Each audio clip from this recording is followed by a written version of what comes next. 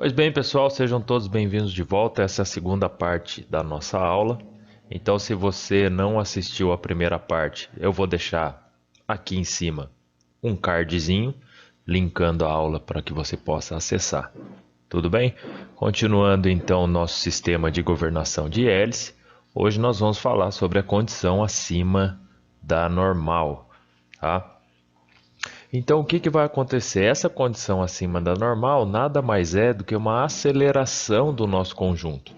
Então, é o que vai se referir ao manual como uma condição de overspeed. Então, está ocorrendo uma aceleração do meu conjunto de hélice e isso pode acarretar diversos problemas para a gente durante a operação. Com isso, o sistema ele se protege. Por quê? Porque quanto mais rápido estiver girando o meu conjunto, maior vai ser a força centrífuga que será aplicada lá nos nossos contrapesos. Então, essa força centrífuga que vai atuar nos contrapesos, sendo maior, ela vai vencer o tensionamento da nossa mola de velocidade, em virtude desse aumento de rotação que está acontecendo no conjunto. Os contrapesos eles vão então se abrir, vencendo essa pressão da mola, e abrindo-se, eles levantam a válvula piloto. Esse levantamento da válvula piloto vai fazer com que o dreno de óleo da hélice do motor seja aberto. Além da abertura do dreno, eu tenho o fechamento do caminho do óleo que vem da bomba e iria para o meu conjunto de hélice. E isso vai fazer com que os ângulos das minhas pás aumentem. E por que os ângulos precisam aumentar quando eu atinjo uma condição acima da velocidade normal de funcionamento? Porque o aumento do ângulo das pás vai fazer com que o meu conjunto opere e manipule uma maior massa de ar. Com um ângulo mais alto, a rotação tende sempre a cair, porque vai ficar muito mais pesado para o meu conjunto trabalhar. Então, se eu diminuo a rotação da minha hélice por conta de um aumento do meu ângulo, eu retorno o conjunto todo à condição e velocidade normal de funcionamento.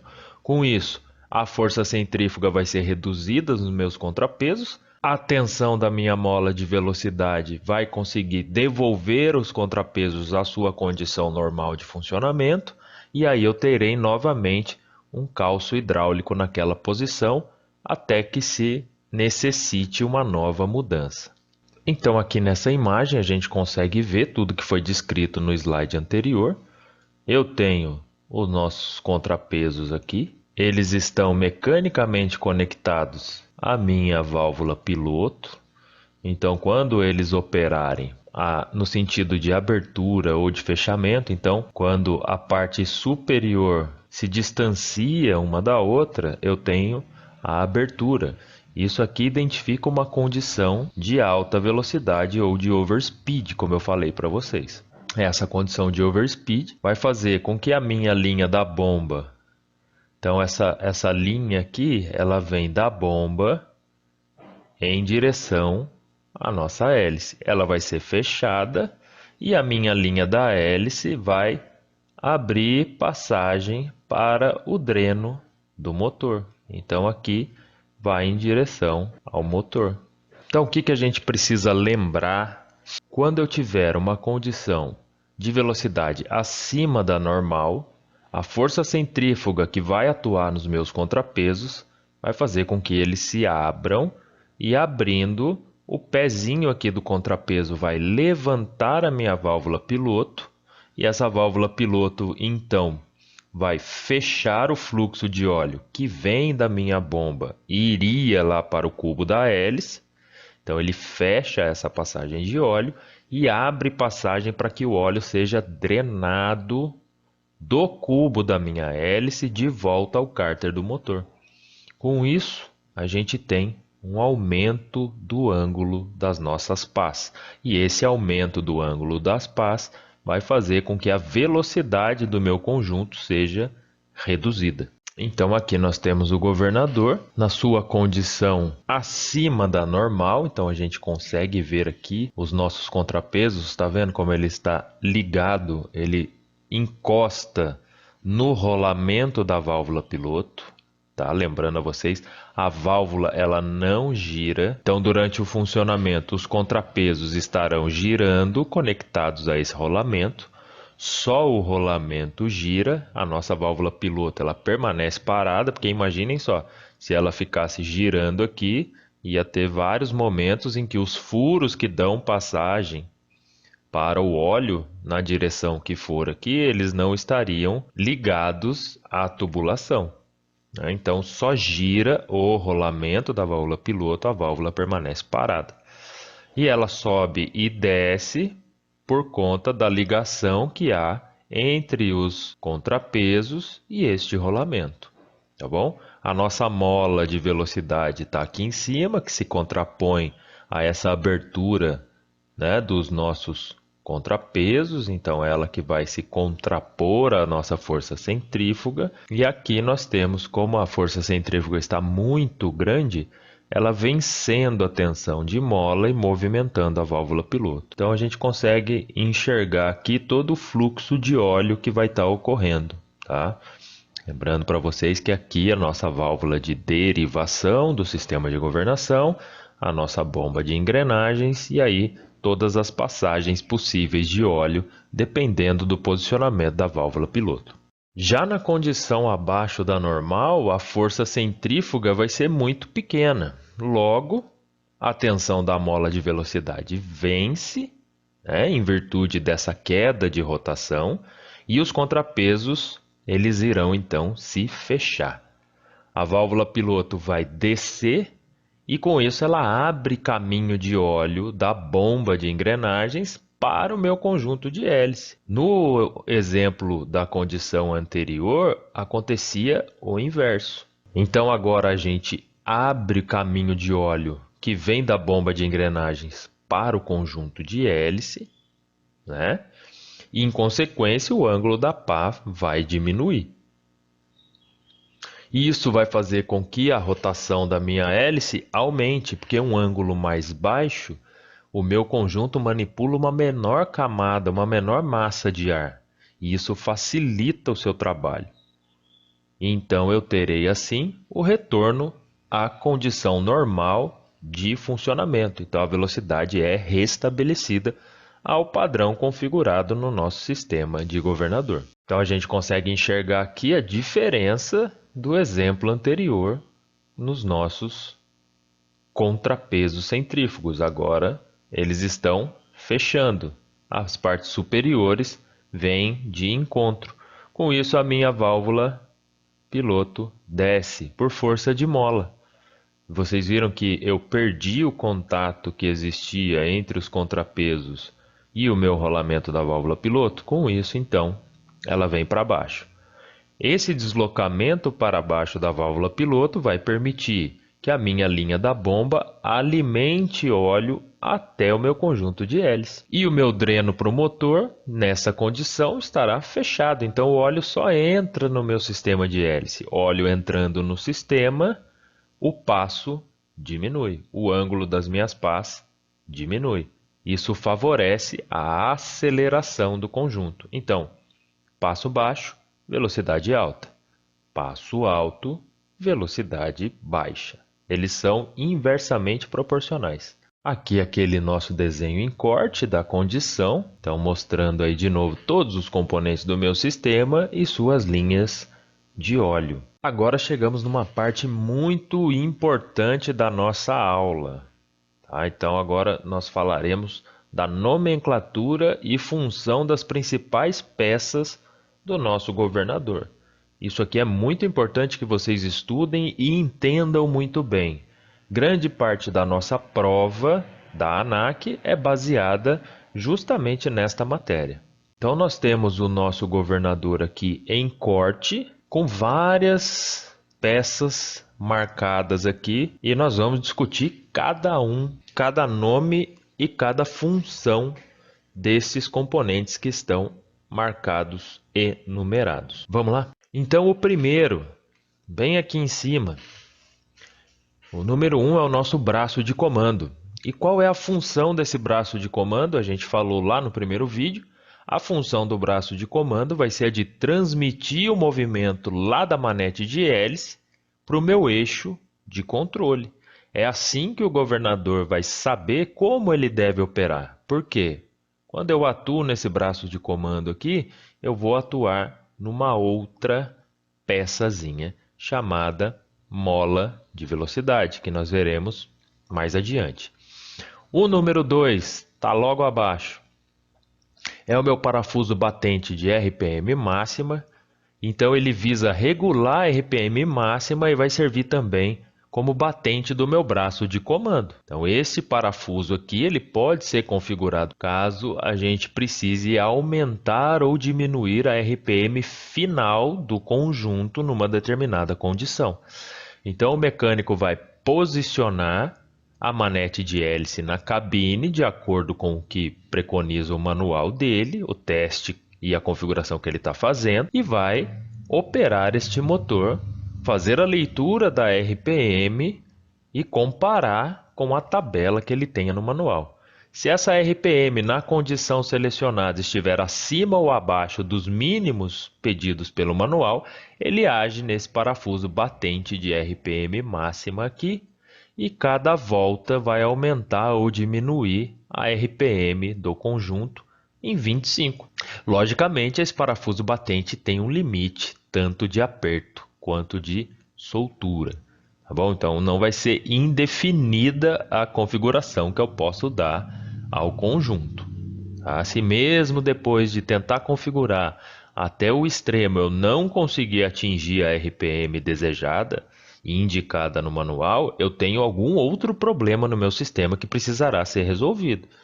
Então nós vamos entrar numa inspeção, nós vamos olhar todas as outras partes do sistema, do conjunto, para definir onde é que está o erro. O número 3 é a nossa mola de segurança, e essa mola de segurança tem esse nome por ser um sistema de segurança. O que ela faz? Ela vai manter o meu braço de comando sempre numa posição de RPM máxima, caso aconteça o rompimento desse cabo de comando da manete de hélice. Tá? Então essa mola de segurança ela visa a proteção do meu sistema. Então o piloto perdeu o comandamento do conjunto porque o seu cabo de comando, a sua haste de comando, uma roldana, uma polia, alguma coisa ali travou ou quebrou. Então ele não tem mais o controle da manete. O sistema de governação automaticamente entra na posição de RPM máxima por conta dessa mola. Isso garante um melhor funcionamento da aeronave para uma condição emergencial como essa. Tá? E o piloto vai procurar fazer o pouso dessa aeronave o quanto antes. A nossa mola de velocidade aqui, então, número 4, vai atuar contra a força centrífuga dos contrapesos. Né? Então ela é, neste caso, uma força centrípeta que vai atuar contra a força centrífuga dos contrapesos. Como eu disse para vocês, ela será atuada, terá sua carga aumentada através do posicionamento do nosso braço de comando. É este braço de comando aqui que vai tensionar ou afrouxar esta mola. Os contrapesos centrífugos, logo abaixo da nossa mola aqui, já bem conhecidos de todos, e a gente já sabe a função deles. Vai exercer uma força contrária à tensão da mola de velocidade, por conta da força centrífuga, que vai ser maior ou menor, dependendo da rotação do meu conjunto. Quanto maior a rotação, maior a possibilidade do contrapeso centrífugo vencer a mola de velocidade, conforme a gente viu nas duas explicações aí de condições de velocidade, acima e abaixo da normal. O rolamento da válvula piloto está ali, como eu falei para vocês, para evitar que essa válvula piloto gire junto com o eixo de comando da nossa bomba. Para que ela não gire junto com o eixo de comando da bomba e nem juntamente com os contrapesos, eu tenho estes rolamentos da válvula piloto. Rolamentos que devem ser inspecionados a cada tempo determinado pelo manual. Importantíssimo que esse rolamento esteja em condições de operação para não trazer danos ao sistema. O número 7 aqui é a nossa linha de retorno de óleo da cabeça. O número 8 é a linha de óleo da hélice, tá? Então aqui embaixo esse óleo vai para a hélice. O número 9 é o nosso parafuso de ajuste de queda de RPM do lift rod e vai regular o tempo de queda de RPM para que não ocorra muito rápido e nem muito devagar, tá? Então eu preciso ter uma taxa de resposta numa determinada condição de tempo que o manual vai trazer para a gente. E isso tudo será medido através de testes operacionais, testes funcionais do conjunto. Então eu vou precisar colocar o meu conjunto para funcionar. Com isso eu vou ter que energizar a aeronave, abastecer a aeronave, ligar os motores, deixar o motor atingir a temperatura de funcionamento correta durante um tempo ali, o motor vai ficar funcionando. A condição de hélice vai ser determinada pelo manual, e aí eu farei todos os testes e, se necessário, o ajuste fino, tá? Esses parafusos de ajuste que nós temos aqui, eles serão para um ajuste fino do sistema, tá bom? O sistema bem configurado vai exigir poucos ajustes nesses parafusos, tanto de RPM máxima, que a gente viu lá no início, quanto o parafuso aqui de ajuste de queda de RPM. O nosso eixo de controle, né, o numeral 10 aqui, o nosso eixo de controle, ele transmite o movimento angular do meu braço de comando para a válvula piloto. Cada dente vai variar 100 RPMs. Então a instalação dele também deve ser efetuada seguindo as orientações explícitas no manual. Se eu fizer a instalação de maneira equivocada, mudando um dente, eu posso ter um aumento ou uma redução de 100 RPM na velocidade final do meu conjunto.